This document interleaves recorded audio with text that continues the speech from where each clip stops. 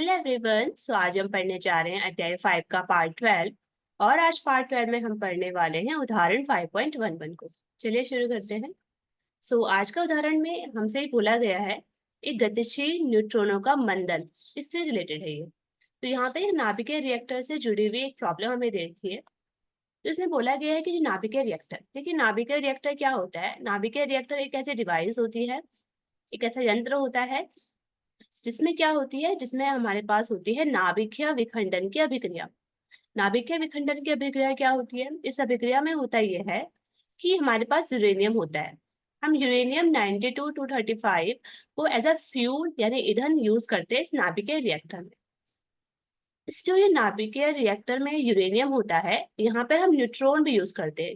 जो न्यूट्रॉन होता है वो क्या करता है, रिएक्शन होती है यूरेनियम के साथ इसकी। ये रिएक्शन होती है, तो न्यूट्रॉन जो होते हैं वो इसके नाभिक से अभिक्रिया करते हैं। और एक बहुत ज्यादा अमाउंट में यहाँ पे हीट रिलीज होती है, ऊर्जा बहुत ज्यादा निकलती है यहाँ पे, और साथ ही साथ न्यूट्रॉन भी निकलते हैं। इसी तरह से रिएक्शन होती है वो चलते जाते हैं, क्योंकि इस रिएक्शन में न्यूट्रॉन भी जनरेट हो रहे हैं। तो न्यूट्रॉन क्या करते हैं, वो रिएक्शन करते हैं यूरेनियम के नाभिक से, और ये रिएक्शन चलते जाती है और हमें हीट यहाँ पे रिड्यूस होती जाती है। लेकिन यहाँ पे हमें ये समझना होगा कि जो न्यूट्रॉन होते हैं उनकी गति बहुत तेज होती है। तो कभी कभी क्या होते हैं, ये क्या करते हैं, न्यूट्रॉन की गति इतनी तेज होती है कि ये बिना यूरेनियम के नाभिक को हिट किए ये आगे बढ़ जाते हैं। यानी कि वहां पे रिएक्शन नहीं हो पाती है कुछ कुछ यूरेनियम के साथ। तो हमें यहाँ पे क्या करना होता है, हमें यहाँ पे मंदक को यूज करना होता है, मॉडरेटर जिसे हम कहते हैं। तो मंदक क्या होते हैं, मंदक को हम इसलिए यूज करते हैं ताकि जो न्यूट्रॉन्स होते हैं उनकी जो गति इतनी तेज है उसको हम स्लो डाउन कर सके, उनकी गति को हम धीमी कर सके। इससे क्या होगा, इससे ये होगा कि जो न्यूट्रॉन्स होते हैं उनकी गति थोड़ा स्लो डाउन हो जाएगी, तो यूरेनियम जो बाकी बचे हुए यूरेनियम है वो उनसे भी रिएक्शन कर पाएंगे, और जो हमारी रिएक्शन है नाभिकीय विखंडन की वो चलती रहेगी। तो इसलिए यहाँ पे लिखा गया है कि जो यहाँ पे हम पढ़ लेते हैं, इसमें यहाँ पे क्या बोला गया है कि किसी नाभिकीय रिएक्टर में तीव्रगामी जो न्यूट्रॉन होते हैं उनको हम 10⁻³ मीटर पर सेकंड के वेग तक मंदित कर दिया जाना चाहिए, ताकि नाभिकीय विखंडन अभिक्रिया में न्यूट्रॉन की यूरेनियम के समस्थानिक यूरेनियम 92-235 से अन्योन्य करने की प्रायिकता उच्च हो जाए। ठीक है, हम क्यों उनकी गति को स्लो डाउन करें न्यूट्रॉन की, ताकि उनकी जो रिएक्शन करने की जो प्रोबेबिलिटी है किसके साथ, यूरेनियम के नाभिक के साथ, वो उच्च हो जाए। यहाँ पे मंदक क्या होता है, मंदक जैसे हमने डिस्कस करे, मंदक कुछ ऐसे पदार्थ होते हैं जैसे प्राय हम यूज करते हैं भारी जल, जिसे हम कहते हैं ड्यूटेरियम ऑक्साइड D2O, या फिर हम यूज कर सकते हैं ग्रेफाइट जो कि कार्बन से बना होगा। इनको हम यूज करते हैं एज अ मंदक। मंदक क्या होते हैं, मंदक ऐसे ऐसे ही पदार्थ होंगे जो न्यूट्रॉन की गति को क्या कर देंगे, मंद कर देते हैं, यानी कि कम कर देते हैं न्यूट्रॉन्स की गति को। उसी को हम मंदक कहते हैं। तो मंदक के लिए हम दो चीज यूज करते हैं, भारी जल और ग्रेफाइट। अगर हम भारी जल यहाँ पे यूज करेंगे तो भारी जल के केस में जो न्यूट्रॉन होंगे वो ड्यूटीरियम यानी डी से कोलाइड करेंगे। और अगर हम ग्रेफाइट यूज कर रहे हैं तो ग्रेफाइट के केस में जो न्यूट्रॉन्स होंगे वो कार्बन से क्या करेंगे, यहाँ पे संघट करेंगे। अब हमारे दिमाग में ये क्वेश्चन आना चाहिए, संघट तो होगा लेकिन कैसे संघट होगा, क्योंकि संघट तो हम 3 तरह के पढ़ चुके हैं। तो यहाँ पे हमें क्लियरली मेंशन है कि जो संघट होगा वो एक प्रत्यास्थ संघट होगा। प्रत्यास्थ संघट होगा तो हमारे दिमाग में क्लियर होना चाहिए कि प्रत्यास्थ संघट में यहाँ पे संवेग संरक्षित रहेगा और साथ साथ यहाँ पे गतिज ऊर्जा भी संरक्षित रहेगी। यानी कि यहाँ पर जब वो संघट करेगा न्यूट्रॉन इनमें से किसी मंदक के साथ, तो उसकी जो काइनेटिक एनर्जी होगी उसका लॉस नहीं होगा बल्कि वो ट्रांसफर हो जाएगी। तो यहाँ पे होता क्या है, जो न्यूट्रॉन होंगे जो इतनी तेज गति से यहाँ पे मूव कर रहे होते हैं, वो किसी भी, मान लेते हैं कार्बन से जब वो कोलाइड करेंगे तो कोलाइड करने पर उनकी गति स्लो डाउन हो जाएगी। ऐसा क्यों होता है, क्योंकि जो उसकी बहुत तेज वाली काइनेटिक एनर्जी है वो ट्रांसफर हो जाती है थोड़ा बहुत किसमें, कार्बन में। और जो थोड़ी काइनेटिक एनर्जी इस पे बची होती है उससे वो मूव करता है, जो कि इसे स्लो डाउन कर देती है। ठीक है, तो हमसे प्रूव करने के लिए बोला गया है क्वेश्चन में कि हमें सिद्ध करना है कि न्यूट्रॉन एक हल्के नाभिक जैसे ड्यूटेरियम या कार्बन, जिसका द्रव्यमान न्यूट्रॉन के द्रव्यमान का मात्र कुछ गुना होता है, से प्रत्यास्थ संघट करने में अपनी अधिकांश गति ऊर्जा को क्षति कर देता है। तो हमसे क्वेश्चन बोला गया है, हमसे प्रूफ करना है कि यहाँ पर गतिज ऊर्जा जो होगी क्षय हो जाएगी न्यूट्रॉन की। ठीक है, न्यूट्रॉन की जो गति ऊर्जा हो जाएगी वो थोड़ी बहुत क्षय हो जाएगी जब वो कोलाइड करेगा ड्यूटेरियम या फिर कार्बन से। चलिए इसको हम प्रूफ करते हैं। हम कैसे प्रूफ करने वाले हैं, लेट्स सी। सबसे पहले हम ये कैलकुलेट करेंगे जो न्यूट्रॉन होगा उसकी प्रारंभिक गतिज ऊर्जा कितनी थी। तभी तो हम शेयर निकाल पाएंगे उसका, है ना।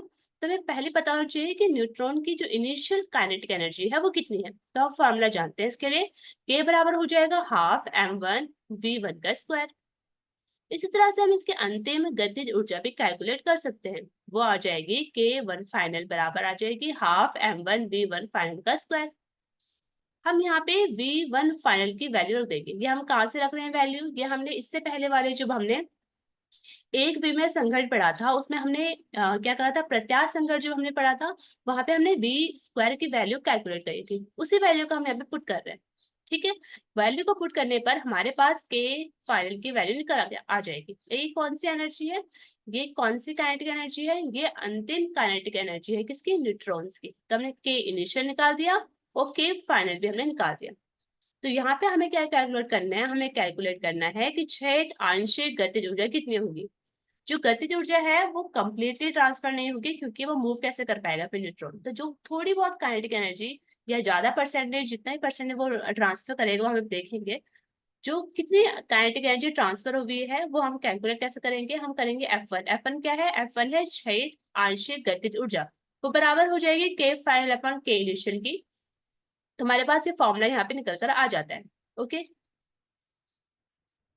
हम जानते हैं कि जो क्या होता है कि विमंदक जो नाभिक होगा, विमंदक नाभिक कौन होगा, विमंदक नाभिक जो भी हम मंदक यूज करेंगे ड्यूटेरियम या फिर ग्रेफाइट, उसके लिए K2F अपॉन के इनिशियल द्वारा भिन्नात्मक गतिज ऊर्जा वृद्धि है, वो हम निकालेंगे। उसके लिए कैसे निकालेंगे, विमंदक नाभिक के लिए उसके लिए F2 बराबर आ जाएगा 1 माइनस F1। यह हमारे पास केस कौन सा चल रहा है, प्रत्यास्थ संघट के लिए। तो इस तरह से अगर हम इसको F1 की वैल्यू पीछे से हम यहाँ पे इसको पुटअप करें तो हमारे पास F2 की वैल्यू आ जाएगी इस तरह से। ठीक है, तो हमने यहाँ पे ये हमारा फॉर्मूला रेडी हो चुका है कैलकुलेट करने के लिए। तो अब हम जानते हैं कि हमें पहले हम सपोज करते हैं कि हम ड्यूटेरियम यूज करें एज अ मंदक, एज अ मॉडरेटर हम ड्यूटेरियम को यूज करें। तो ड्यूटेरियम को जो द्रव्यमान होता है वो 2 गुना होता है किससे, न्यूट्रॉन से। ड्यूटेरियम का द्रव्यमान होगा m2, वो बराबर होता है 2m1। m1 क्या है, m1 है न्यूट्रॉन का द्रव्यमान, इसका डबल होता है। अगर ये डबल होता है तो इसकी वैल्यू को हम पीछे जो हमने F1 निकाला था वहां पे हम इसकी वैल्यू को पुट कर देते हैं। कहाँ पे, देखिए जो हमने यहाँ पे F1 निकाला है, F1 बराबर ये, यहाँ पे हम क्या करेंगे, m1 को एज इट इज रहने देंगे और m2 की जगह हम रख देंगे 2m1। जब हम इसको सॉल्व करेंगे तो हमारे पास F1 की वैल्यू निकल कर आ जाएगी। F1 बराबर हमारे पास क्या आ जाएगा, F1 बराबर आ जाएगा 1/9। इसी तरह से F2 भी हम लिख देंगे यहाँ पे। F2 भी जो फॉर्मूला हमने डिराइव किया था वहां पे हम F2 की वैल्यू निकाल सकते हैं, वो आ जाएगी 8/9। अब हम अगर हमें ये कैलकुलेट करना है कि जो न्यूट्रॉन है उसकी कितनी एनर्जी जो है वो ड्यूटेरियम को हस्तांतरित हो जाती है, तो उसके लिए हम एक फॉर्मूला यूज कर सकते हैं, जैसे कि हमने पीछे भी ये कैलकुलेट करा है हमने। तो हम कैसे निकालेंगे कि कितनी एनर्जी लॉस हुए यहाँ पे, हम निकालेंगे कि के इनिशियल माइनस के फाइनल, यानी कि चेंज इन काइनेटिक एनर्जी, गतिज ऊर्जा में कितना चेंज है के इनिशियल के रिस्पेक्ट में। हमें परसेंटेज में निकालना है तो हम मल्टीप्लाई कर देंगे 100 से। हम के इनिशियल भी जानते हैं और के फाइनल भी हम जानते हैं। अगर हम यहाँ पे वैल्यू को पुट अप कर दे तो हमें ये पता चलेगा कि न्यूट्रॉन की लगभग 90% जो एनर्जी होती है वो ड्यूटेरियम को हस्तांतरित हो जाती है, जो कि एक बहुत बड़ा अमाउंट है।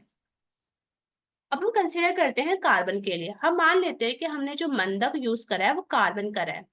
कार्बन के केस में हम जानेंगे कि जो कार्बन के लिए द्रव्यमान होता है वो बराबर हो जाता है 12 गुना न्यूट्रॉन का।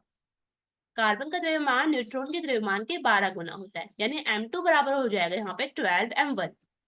उसी तरह से हम यहाँ पे F1 निकाल देंगे कार्बन के लिए और F2 भी कैलकुलेट कर देंगे।